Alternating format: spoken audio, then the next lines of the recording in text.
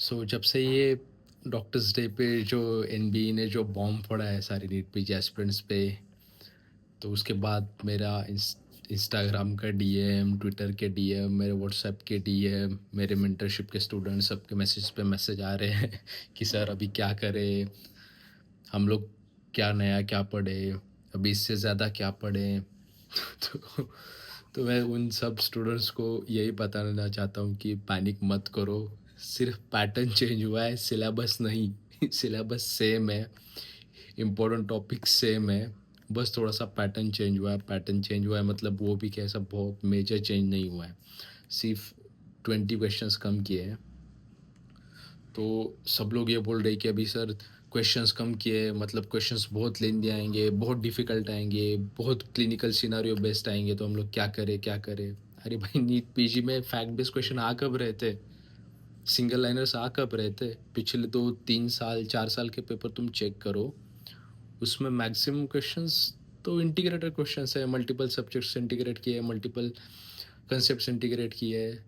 Fact based या one liners hardly 15 20 questions आते थे, उतने भी नहीं आते थे। तो किस बात का टेंशन ले रहे हो तुम लोग? हम्म?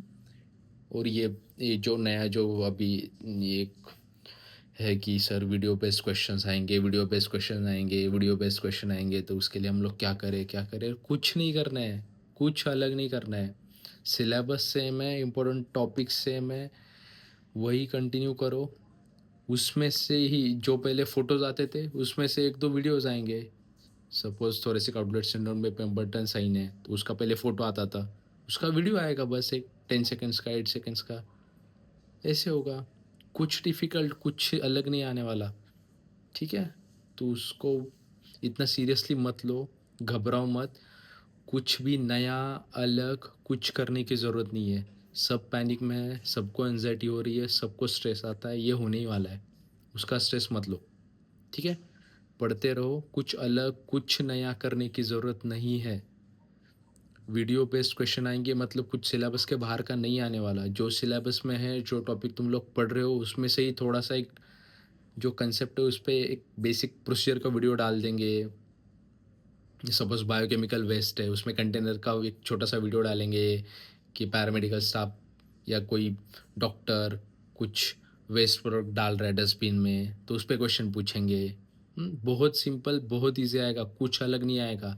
बस एक बात याद रखो, सिलेबस चेंज नहीं हुआ है, सिर्फ पैटर्न चेंज हुआ है, वो भी थोड़ा सा। तो उसको इतना बड़ा बनाने की ज़रूरत नहीं है। ठीक है, जो पढ़ते आए हो अभी तक वो पढ़ते रहो, कंटिन्यू करो।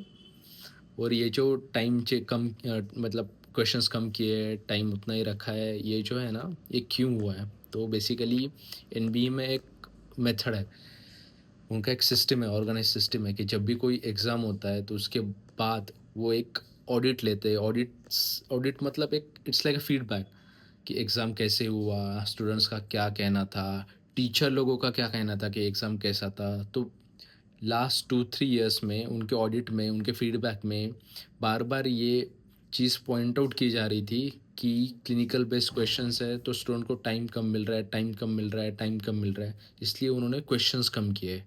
टाइम तो नहीं बढ़ा सकते थे, एग्ज़ाम 4 या 5 घंटे का तो नहीं कर सकते थे, तो उसको कंपनसेट करने के लिए उन्होंने टाइम कम किया है। ठीक है, ठीक है, इसका थोड़े से सॉरी, टाइम कम नहीं किया है एक्चुअली, क्वेश्चंस कम किया है, टाइम उतना ही रखा है।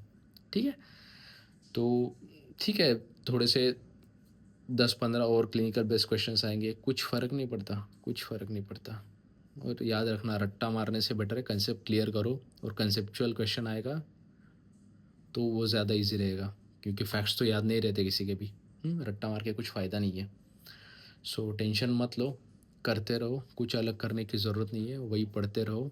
Trust your source, trust your self, and keep revising it, keep grinding, keep doing hard work. Success is yours.